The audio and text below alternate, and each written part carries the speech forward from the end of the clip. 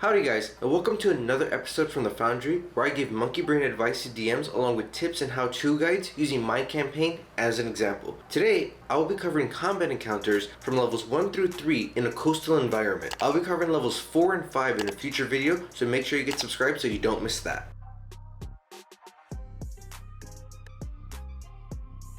Now, I'll be honest, trying to find some underutilized creatures that you can find along the coast, or a shipwreck, or even just some type of coastal cave was a challenge in itself. But nevertheless, I've created over 15 different combat encounters that you can use, which I've balanced for a party of 4 adventurers. These are split up into 2 different categories, deadly encounters and normal encounters. Now, without further ado, let's jump into level 1. For level 1, I have 6 different encounters you can utilize.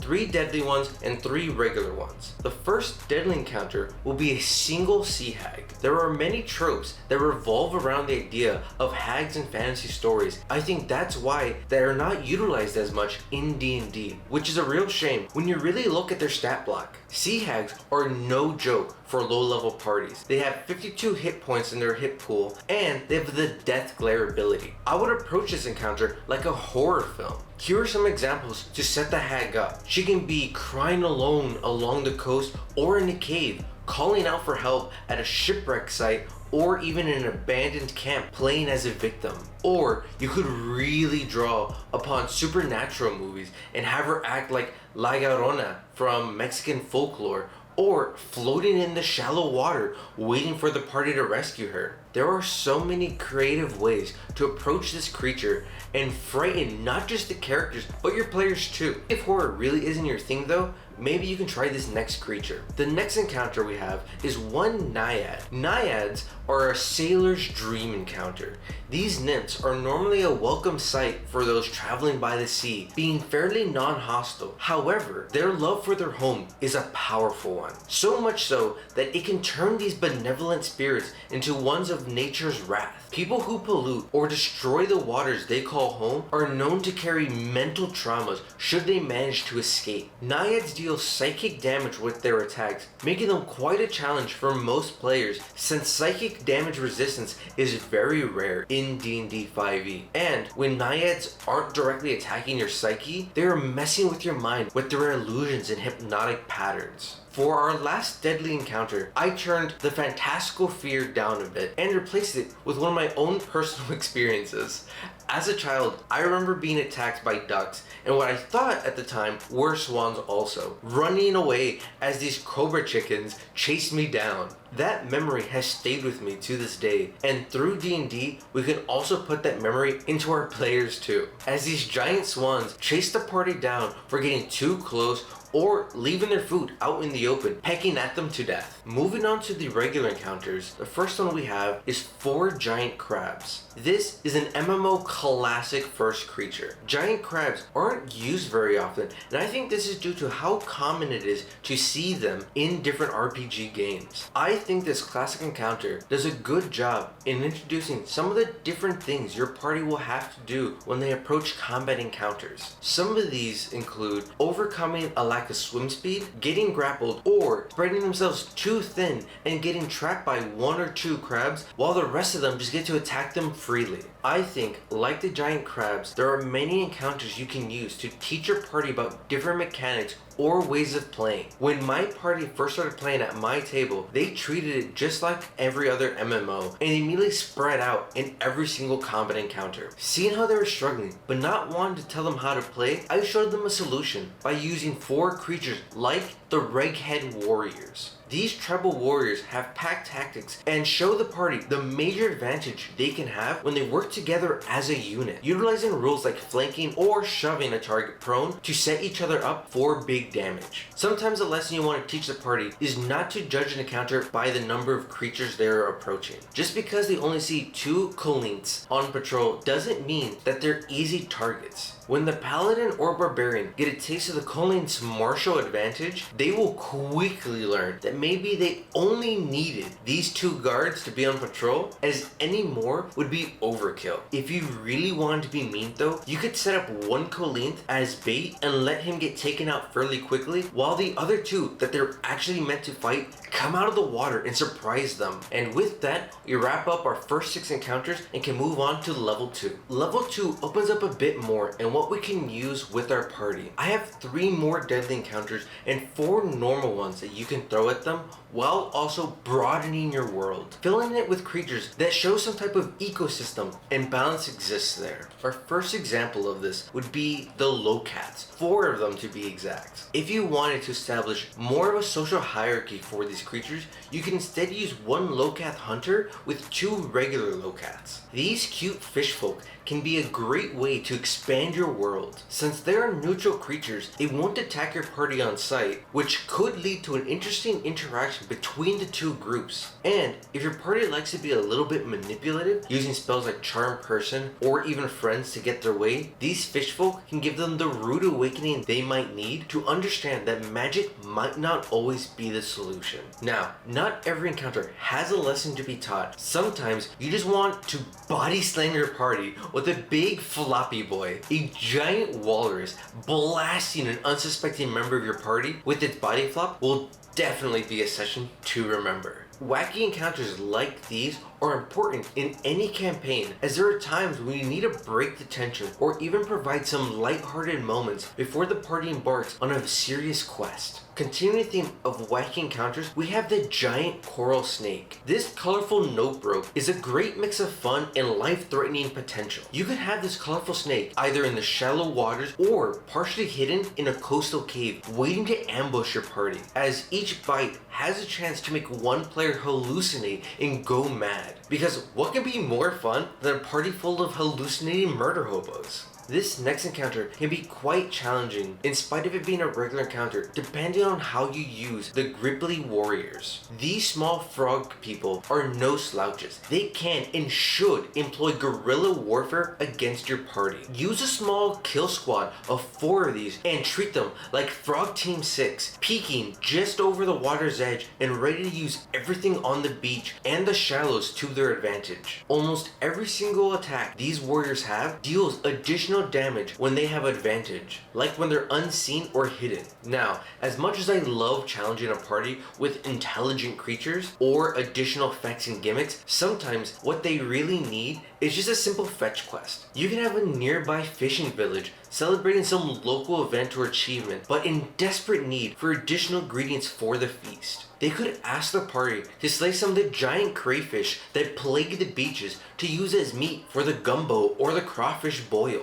I personally would steer away from having them fight more than one of these at a time, but if they seem to be handling it fairly well, then you can have an additional one scurry over at the end of the first fight. However, you probably shouldn't do this too often, as it could quickly deplete your party. If your goal is to wear the party down and really test their resilience, you can use 2 harpies. These opportunistic cowards are perfect for trying to pick off a weakened party, or when you're trying to lure the party into a trap so that they can attack after it's been sprung. Their luring song doesn't have a high DC, but for how early the party will be encountering them, it should still pose a fair challenge to overcome. Even should it fail, the fact that they heard something could be enough to lure the party in. Do note though that as written, harpies are not ones to fight to the death. If they truly feel the power dynamic has shifted away from them, they will retreat. They're not smart enough to change tactics mid-combat, but they are smart enough not to land and walk around on the ground too. For our final regular encounter for level 2, we have the Reghead Shaman. The Reghead Shaman in itself is not very powerful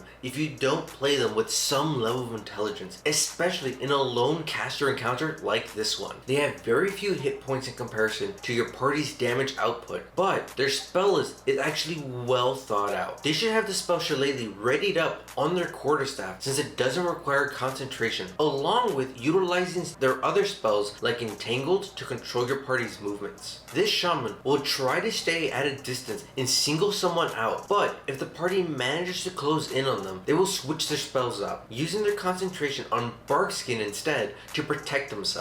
They will also separate the party using Thunderwave instead and beat them while they're down, maybe even sending an animal messenger back to the tribe, alerting them of the party. Now with that, we have 7 additional encounters you can use with your party up to level 2. And now finally, we come to level 3, the first major power jump for parties as they now get their subclass features. With this increase in power, it allows us to use even more interesting creatures without the constant fear that will kill the party. So without further ado, let's go ahead and jump into these last 6 encounters. For our first deadly encounter, have you ever wondered what the predator would look like if it adapted to live underwater? Me either, but Witches of the Coast kind of did. And so we have 2 Deep Scions. Deep Scions are lost souls that were saved from an ocean grave by making a terrible deal with a dark undersea power. These minions of the deep disguise themselves as they traverse the overworld doing their master's bidding. The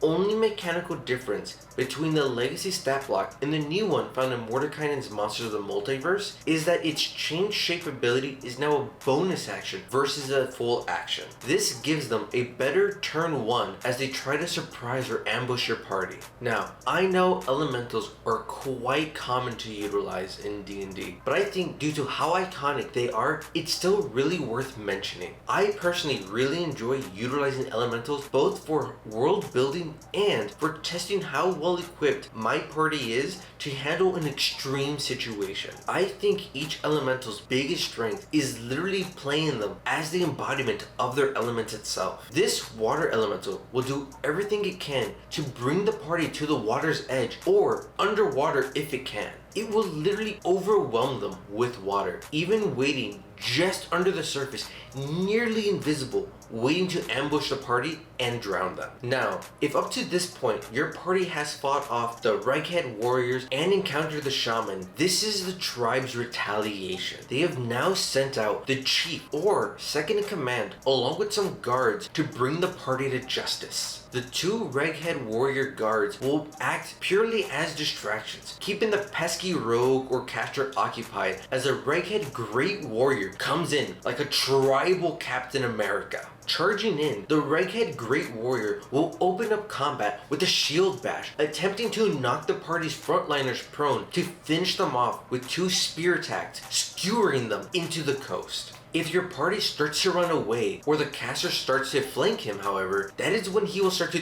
throw his spear to stop them. What makes this warrior so scary is his tenacity and proficiency with his shield, using his reaction every turn to parry a melee attack. Similarly to the Reghead Great Warrior deadly encounter, we have the Harpy Matriarch. I would play out this encounter in the same fashion as seen in Elden Ring when you meet the singing flying bat creatures. Have the Harpy Matriarch sitting somewhere along the beach or cliffs looming over the coast, using its fleeting form to hide its true nature, and just singing a song in general. Have it appear friendly to lure the party within its luring maestro ability before hitting them with its luring song. With this, they will have disadvantage against that save. This is when the fun really begins. The charm is only broken if they save or take damage from an outside source, so the matriarch can just start clawing the party one by one. And if the party manages to break out of the charm, have the matriarch rush forward to catch as many as it can in its 30-foot range Visage of Desire to disarm the party before finishing off who she can. Using her like this, you stand a good chance of the party not completely surrounding her and beating her down in a round or 2. Pulling away from the deadly encounters, we have kind of a silly regular encounter to start us off. Depending on the mood or tone you're trying to set for your party, you can have a small group of 4 amphisabinas. Amphisabinas either scattered throughout the remains of a beach shipwreck or rocks along the coast to surprise your party. But you can be a little bit silly here and have the party walking along the coast when they see these 4 wriggly hoops rolling their way towards them, as in the description found in Ghost of Saltmarsh, it is described as one of the 2 heads biting onto the neck of the other head, forming a loop and rolling about. And for our final encounter, we have 2 Triton Shore Stalkers. These stalkers should be aware of the party well before the party can even spot them. Lurking in the tide pools or breakers, they will prepare the area by casting Fog Cloud to help obscure their location, using their Poison Spine range attacks and Nimble Escape every turn.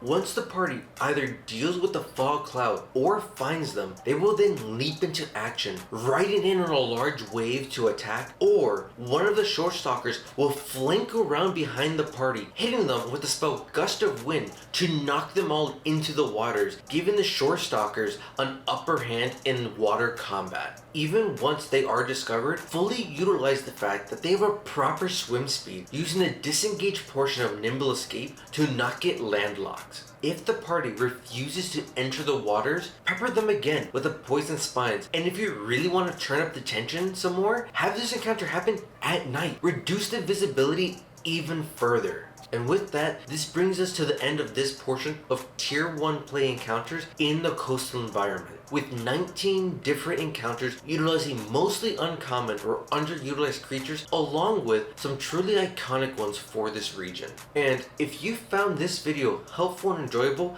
give this video a like and comment down below some of your favorite encounters to use in a coastal environment. I'll be releasing levels 4 and 5 to finish out Tier 1 play for coastal encounters soon, so make sure you get subscribed and don't miss when that comes out. In the meantime, if you're looking for other interesting encounters that you can use at your tables, check out my encounter series where I cover other environments. But yeah, see you guys next time.